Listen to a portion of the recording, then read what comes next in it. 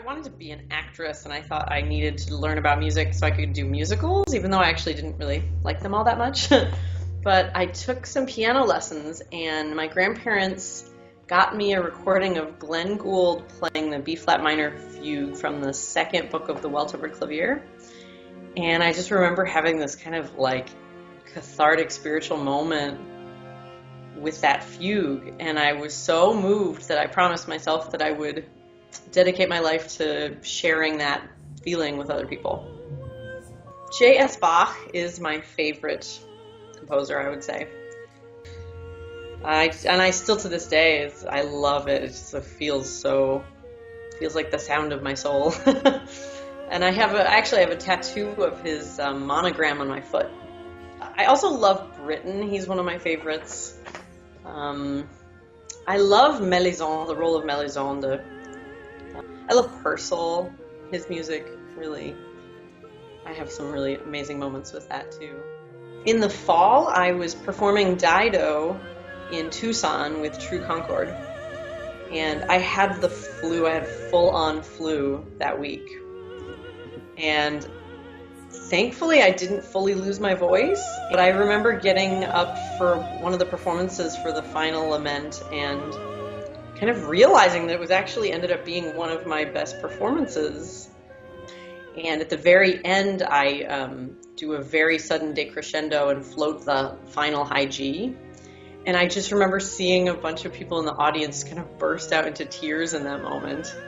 And it was very surreal, but it felt like a very special moment. So that's got to be up there. I broke my hand in a dress rehearsal for a Midsummer Night's Dream that I did here in Boston. It was pretty gnarly. That was kind of embarrassing and funny and weird. I love visual art. I'm very connected to visual art, and I used to take visual art lessons when I was younger. So it might have something to do with that. I love to cook. I love reading about neurobiology. I love films. I love visual art, as I said. I love traveling. I love kind of just hosting parties and having adventures with my friends and that kind of stuff, I guess. Ones that I can share in this interview. I'm a sugar addict, which I'm working on. I'm trying to not be as much of a sugar addict, and I also suspect I might be addicted to cheese. I love cheese. This Thai coconut soup, it's kind of savory and sweet and a little sour. We have a family Cuban picadillo recipe, and my dad makes it with like fake beef because I'm a vegetarian. And so the vegetarian picadillo that my dad makes, that's my other favorite, I think. Least favorite, I don't like Brussels sprouts.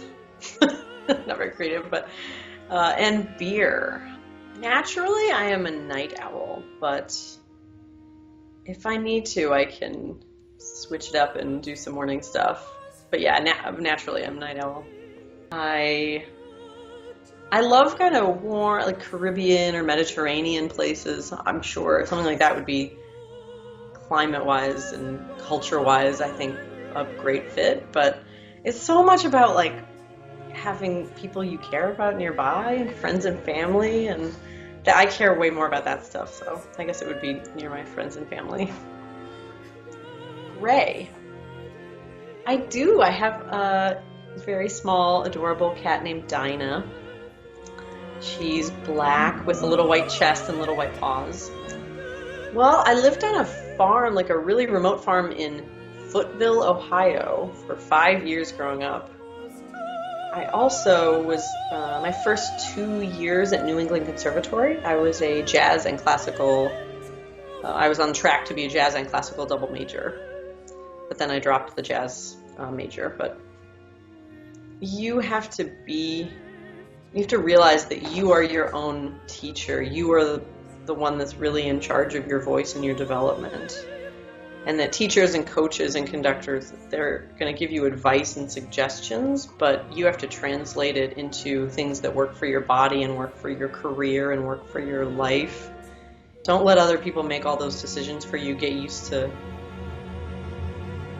kind of taking the reins and And if you don't agree with something your teacher says, it's okay to not let them control what you do.